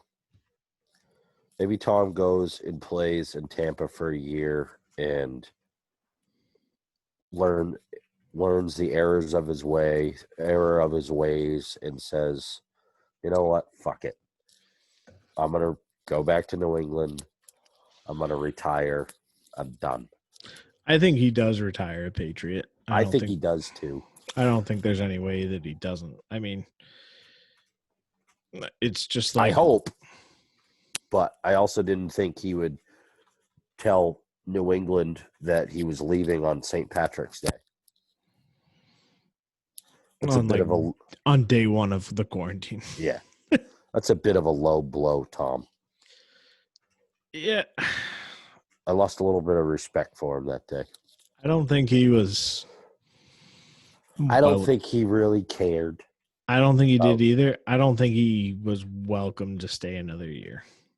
As much as I don't want to say that about the organization that I love and that I'm wearing their sweatshirt. But I don't think there was a whole lot of care trying to keep him in the building. I don't think he was either. But because you're not telling me that you couldn't go to Julian Edelman and be like, hey, you're making league min this year if Brady stays. And you would have been like, yep. I would have. You know what I mean? I think you could have gone to everyone on that team, any vet that was on that team, and said, look, we need to restructure your contract this year and next year to league mins and Brady stays. And they would have been like 1,000%. Yeah. McCourty's, the Edelmans, the David Andrews, I think they all would have done it. But well, because you see what they do with guys that won't. I Yeah. mean, you look at like a Jamie Collins. Okay, you don't want to fucking restructure your contract. You want that big money? All right, go to the Browns and go get it. Like, go Yeah. for it. Fucking go. I don't fucking care. And he goes there, and then a year later, he's like, yeah, I'll take that, like, vet salary of like $2 million, please, because being in Cleveland sucks. Like, yeah,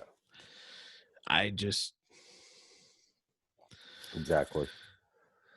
I think Kraft could have found enough ways to make Tom happy to make him stay, but I don't necessarily know if you'll But ever how hear bad- the truth. How bad did Tom want to stay? You know, maybe he was done. Maybe he wanted to get out and prove himself on another, I can't believe I'm saying this, on another team, no matter what the Patriots were willing to do to keep him. You got to wonder. I mean, Maybe we weren't in that room. Yeah, people can say what they say, but maybe Kraft said, hey, look, I'll pay you out of my own pocket. You know, yeah. maybe he said, did you hear that? Yeah. That would be That'd be your neighbor? Yeah. Oh, good. That shook the whole house. Whatever that was. I thought your wife was fucking throwing books at you again. No, that's coming if I keep talking any louder. The nice brown-eyed girl you got there for a wife. Yeah. They're blue, Garrett. But maybe Kraft said, I'll give you whatever you want if you stay. And Brady said, I appreciate it, but I think it's time I go prove myself elsewhere. You think there's going to be a fucking The Last Dance with Brady? Someday. Ever? I think there will be. I don't know if there will be. I think, well, actually, the only way I think there will be is if, 10, 15 years, 20 years from now, there is a quarterback that's coming up through the ranks that is that LeBron James, where people are chirping, is this guy better than Tom Brady when he was in his prime? Is this team better than when the New England Patriots had their 20-year run is that, when that happens, I think there'll be talk of it, or there'll be something. I would be willing to bet a lot of money, even a testy or two, that there will not be another team that does a 20-year run. No. There's no, I don't even think the Patriots can do it again. No. Let alone. I truly don't think that there's any way that anyone does it again, unless someone does figure it out and do exactly, I hate to go back to it, but exactly what McAfee said, where it's you keep a rookie QB who's good enough to get you by on a rookie deal, and you pay everybody else. It's the only way to do it anymore. Yeah. New England was able to figure it out, and I think, enough guys in Tampa Bay are cheap enough and good enough. Like their defense, like they're not paying crazy money for any of their defense, but they're still ranked fifth in the NFL. So it's like, okay. But how long can they go without paying that defense? You know what I mean? Well, and that's exactly my point. So you figure Brady wins a ring down there, and the only saving grace would be if it's on Brady and if it's on someone who they are paying a decent amount, where he doesn't want to just go somewhere else looking for a paycheck, and he's like a Gronkowski, or like, they've got a fucking lethal wide receiver crew. But you get one of those guys that wants money, and he's like, all right, well, see you later.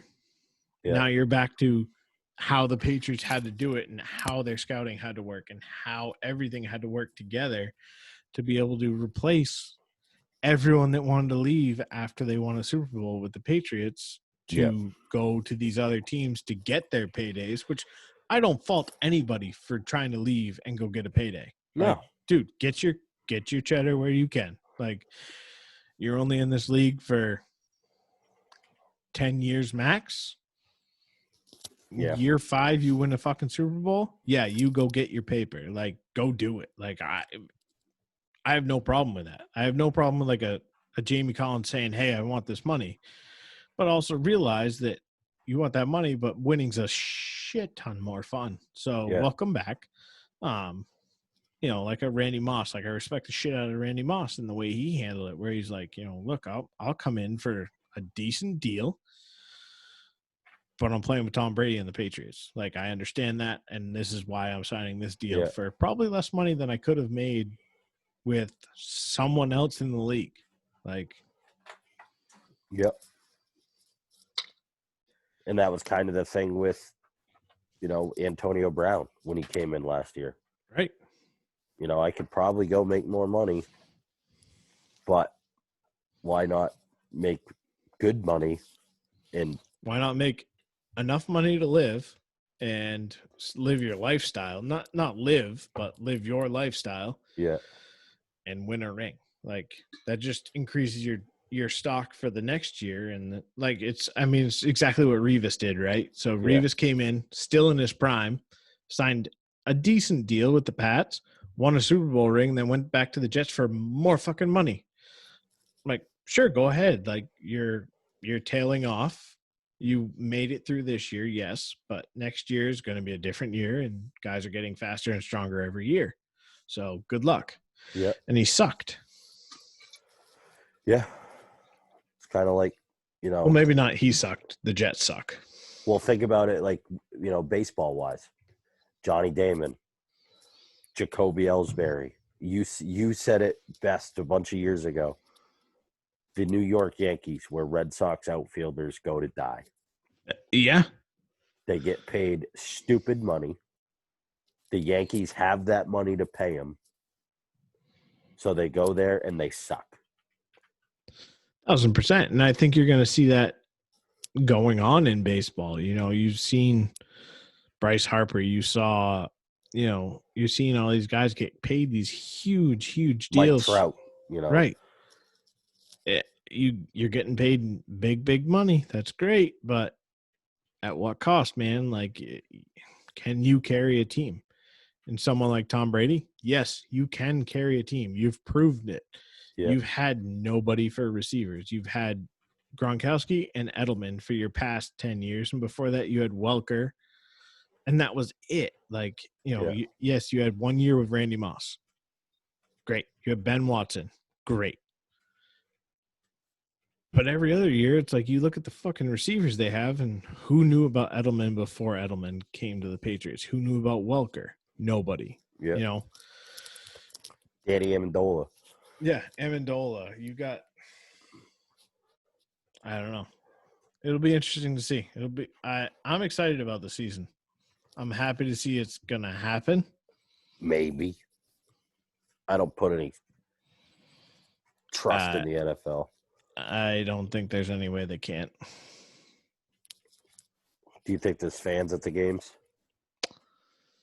Not until October, probably. Yeah. Which is fine. Who fucking cares? Like, I don't care if there's fans there. I'm not going to be there anyways. I'll be sitting at home on my couch watching a better goddamn game than if I was there. Yep. Like, yeah, it's cool to go tailgate. And I don't know. There's not many professional sports that I want to go sit and watch. There's just. I've said it before. The only way I'm going to a professional sports game again is if I'm sitting in a box. No, I think like hockey is fun live. Hockey is. Now the game, it's hard to like if you really do care about the game and want to watch all the intricacies and see the replays. Home is definitely. I mean, it's the same way with any sport. Like, with the exception of baseball because it happens so fucking slow and who the fuck cares. But and I think just saying the box seats because I don't want to. Box seats come with parking. Yeah. That's the only way I'm going. And I'm thinking now that Tom Brady and Gronk are out in New England, that a lot of these like sales companies and stuff like that will be more willing to give up some of their box seats. So we'll see what happens. Looking for that X mark deal. Yeah. Hey, they supposedly tried some X mark snow brooms down at Gillette. I don't know if it happened or not, but so you never know. We'll see. Well, fella, my computer's about to die and I'm about to fall asleep. Yeah, it's 9:30. We're wrapping up a 2-hour long episode. That was a good one. We appreciate everybody listening. We appreciate that 100%. Maybe next week we look into doing a in-person episode. I'm down. I'm not wearing a mask, so neither come am on I. Your own terms. I was this close tonight to moving this whole operation back to the man cave, out off the garage, and lighting up a stogie because I got one left, and AJ Hawk makes me want to rip fucking cigars. I think next week it's time, and I'll do it. I won't come in the house just to protect. We got this. We got the exclusive guest entrance. Yep. On the podcast room. So we'll do that. We'll smoke stogies. I think it's a great idea. Let's do it. There might be a little chicken chirping in the background. Yeah, that's all right. Maybe we can have one of them on. Dude, I've had them on every Zoom call I've been on drinking with family. I just go because we inspired my cousins to get chickens. Not inspired. Guilted? Nah. I forced my cousin-in-law to end up building a chicken coop for his wife, and who's my cousin. And they got chickens. So I've been hanging out with some of them. We lost another chicken today to a hawk, and the white chicken is still alive for now. And that's your chicken update, folks. Yeah, chicken update. We will see you live in person next week.